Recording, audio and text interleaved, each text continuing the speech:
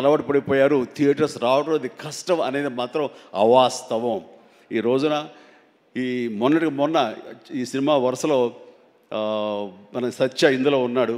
సత్య చేసినటువంటిను అలాగే మన కీరవాణి గారి అబ్బాయి చేసిన శ్రీ మత్తు వదలరా 2 ఎంత బాగుంది ఆ సినిమా, ఎంత సరదాగా ఉంది, ఆద్యంతో చాలా చాలా బాగుంది. ఇవన్నీ కూడా నేనే ఉత్సాహంగా సినిమాలు 2 సార్లు చూశాను ఆ సినిమా. ఇట్లాగా సినిమా బాగుంటే థియేటర్స్కి వస్తారు, చూస్తారు, వాళ్ళు ఎంటర్టైన్మెంట్ పొందడానికి వాళ్ళు ఎంత డబ్బైనా ఖర్చు పెట్టడానికి రెడీగా ఉన్నారు. అయితే ఆ సినిమా వాళ్ళకి అందేలాగా మనం చాకచక్యంగా తీయాలి, మనం శ్రద్ధాశక్తులతో తీయాలి. ఆ కంటెంట్ని మనం 1-2 సార్లు చెక్ చేసుకుంటే కానీ మనం బయటకు వదలకూడదు. ఎందుకంటే ఈ రోజున దాదాపుగా 125 సినిమాల దాకా ఇంతవరకు రిలీజ్ అయితే అందులో ఆల్మోస్ట్ 20% ఫిల్మ్స్ సూపర్ హిట్ అయినాయి. ఇది మంచి పర్సంటేజ్. అండ్ ఆ రకంగా ఈ రోజున ఈ జీబ్రా మంచి కంటెంట్ తోటి ఉందని అర్థమవుతుంది. ఇది వెరీ గుడ్ ఎంటర్టైన్మెంట్ ఉంది. ఇందులో మంచి స్టార్ కాస్ట్ ఉన్నారు, అందరూ వండర్ఫుల్ యాక్టర్స్ ఉన్నారు.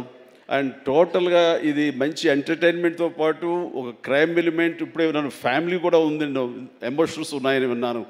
ఖచ్చితంగా ఈ జీబ్రా మంచి హిట్. ఇప్పుడే రాశాను అక్కడ, ఈ బొమ్మ సూపర్ హిట్ అని. అవ్వాలి, అవుతుంది.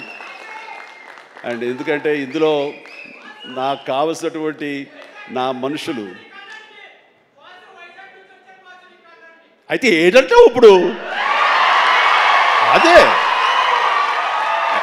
అది కాదురా, నువ్వు వచ్చావు వైజాగ్ నుంచి, సంతోషమే. మరి బొమ్మలు నువ్వు వైజాగ్లో ఆడించాలి.